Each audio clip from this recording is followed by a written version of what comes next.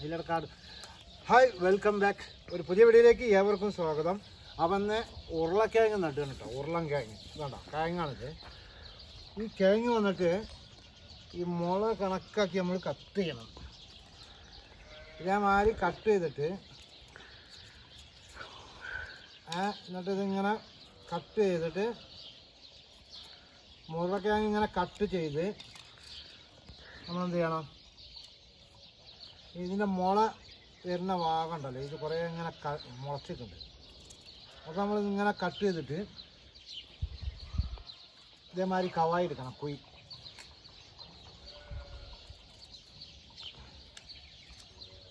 എന്നിട്ട് അത് എന്ത് ചെയ്യുക, നമ്മളിങ്ങനെ വെക്കുക. അത് വെച്ചതിന് ശേഷം നമ്മളെന്ത് വെക്കണം, വളം കൊണ്ടുവരണം. വളം ചാണപ്പൊടി, ചാണകം നമ്മളെടുത്തിട്ടുണ്ടല്ലോ പൊടി.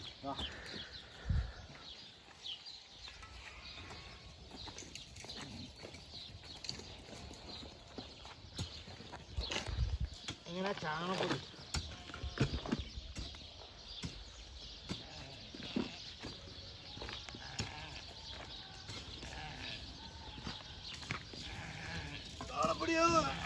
ഇങ്ങനെ ചാണപ്പൊടി കൊണ്ടുവരാം. എന്നിട്ട് എന്ത് ചെയ്യും, നമ്മള് ചാണപ്പൊടി ഇങ്ങനെ കൊട്ടുക.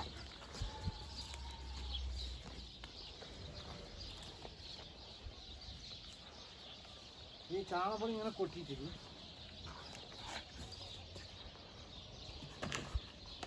നമ്മൾ ഈ വെട്ടി വെച്ചതൊക്കെ ഇതെങ്ങനെ നടുക.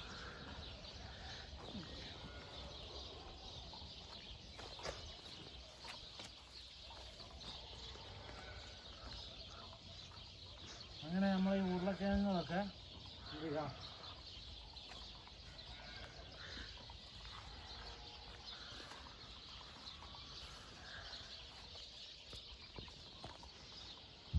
അല്ലാതെ ഇതിന് വെത്തൊന്നുമില്ല.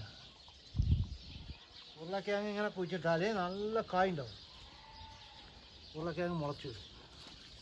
അടുത്ത് കേട്ടെ, നമ്മളെ മുളക് ഇങ്ങനെ മുളച്ച് വന്നിട്ട് വേണ്ട.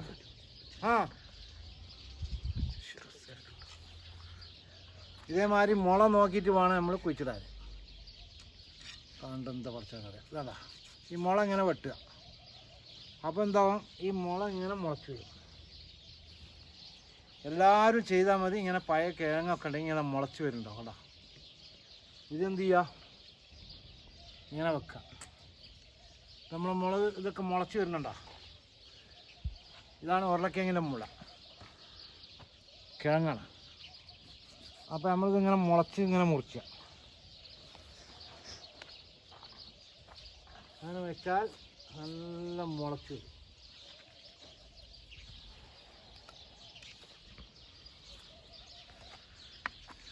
നല്ല മുള വരുന്നുണ്ടോ.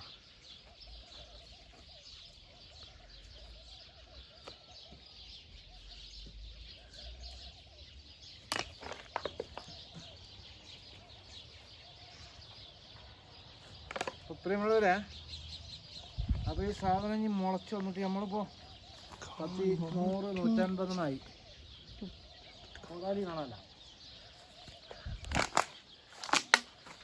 അപ്പോൾ അതെങ്ങനെ മണ്ണിട്ട്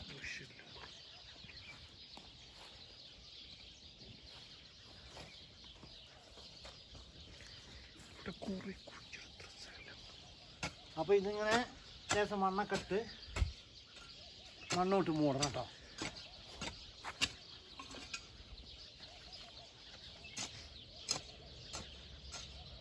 ഇനി ഇത് കുറച്ച് കാലമാകുമ്പോൾ കായ്ച്ചു വരും, മുളച്ചു വരും.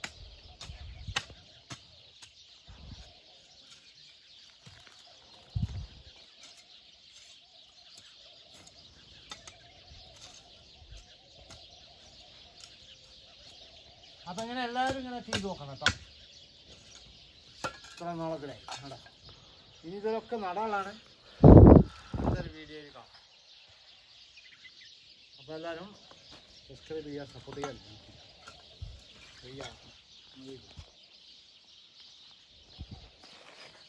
സ്ഥലത്ത് നമ്മൾ 2 പാത്രം വളർത്തില്ല. ആദ്യം പാത്രം ഇട്ടിനും പിന്നെ